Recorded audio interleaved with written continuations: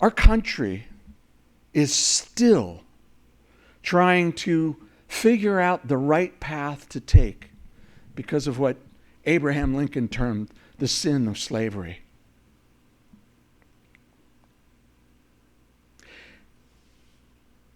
And I didn't appreciate it growing up.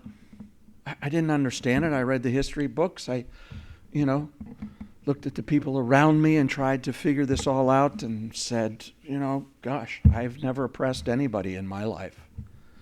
But as a nation, we're still wandering through that area and still trying to find the right place.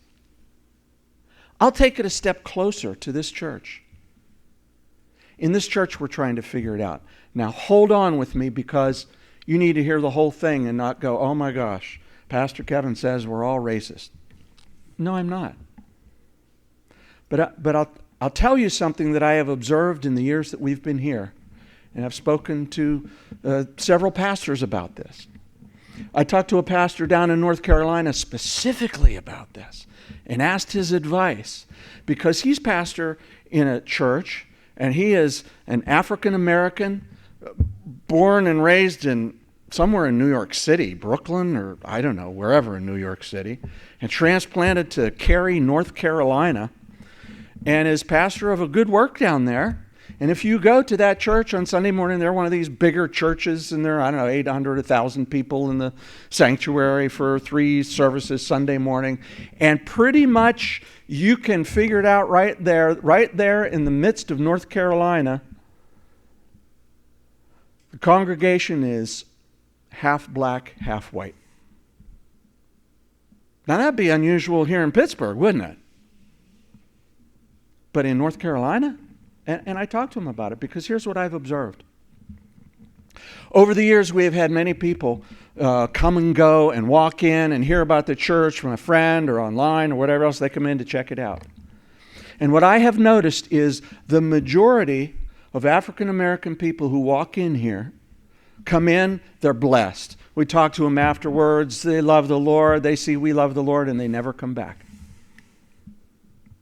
And I asked this pastor, what do we do about this? I know what it is because I think I would feel the same way if I walked into a church down in Wilkinsburg or East Liberty or somewhere that is 100 or nearly 100% black. I would walk in and I would enjoy it if they're preaching the word and they're worshiping Jesus. But I wouldn't necessarily feel like this is the place where I'm to stay because I'm not part of who they are. And I see it on the faces of those who have come in here, and they look around.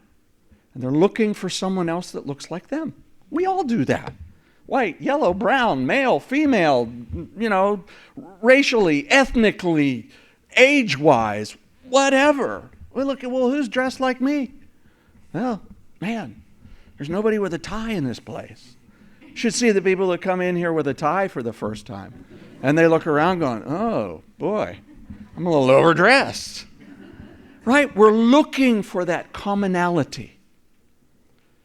I'll tell you, when I asked Pastor Rodney about what do I do? I can see this on their faces, and I can't manufacture something. He said, go up to them and tell them, hey, could you please just come to this church anyway? It hasn't worked for many.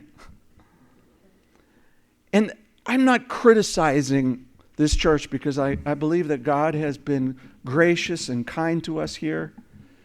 And we have here exactly who He has called to be here, or else you wouldn't be here. And there are others who have been called to be here but didn't listen to the call. And okay, that's fine.